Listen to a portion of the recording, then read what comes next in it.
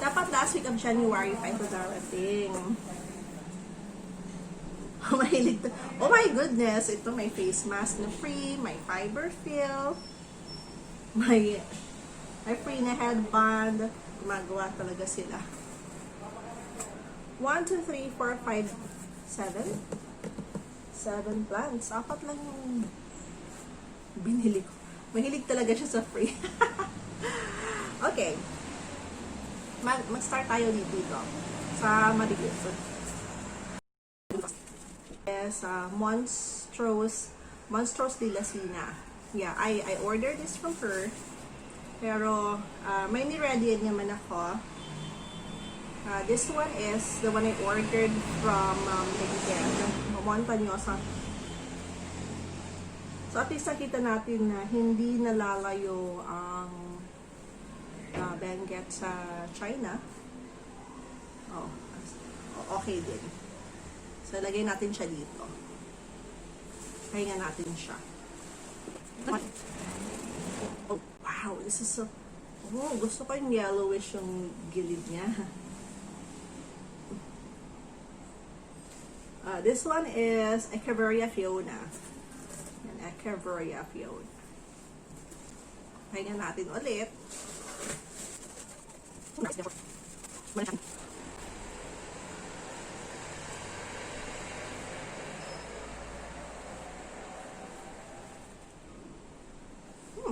is this? Ito na siguro yung dark eyes. Siguro kung bumuka siya, lalabas ang iba kasi sa picture, baka kasi ito yung effect niya pag in-air dry. So, normal na mag-close siya.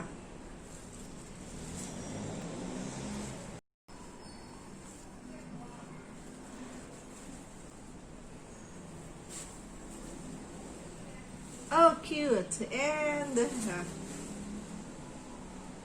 yeah, I did order this one. This one is, ice berry. Ang ganda ng pagkano niya, ng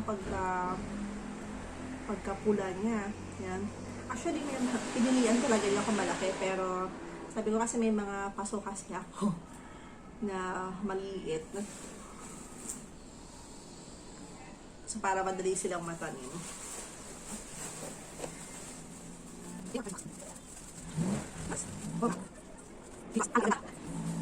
Oh, wow.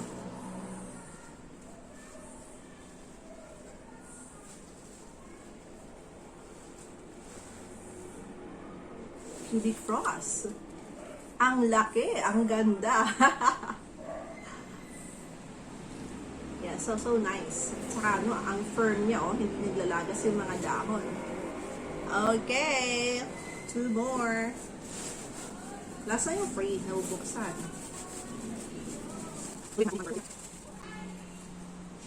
Oh, wow. Bear's paw.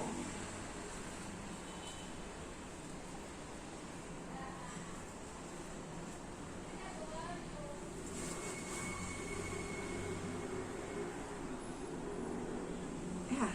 Oh, nice. They belong to the, I don't know how it's pronounced, Calancho, Tomento, but this one's nice. Also nice. Natin. And the last one. Lagay natin dito. Dapat ganito tayo mag-unbox. So, sorry about kanina. We're going to improve next time.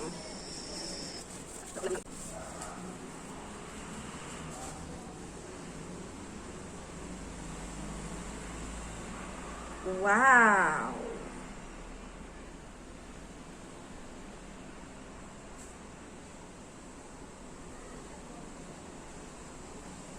Dalawang free. Plaza Flora. Can you help me identify these 2 beautiful plants that are free? Pero thank you so much. Ang sarap umorder sa Plaza Flora kasi maraming free. Okay? So, I hope you enjoyed my unboxing video. Mag-iisip ako kung magtatanim, gagawan pa ako ng planting video. So, I'll think about it. See you next time. Bye!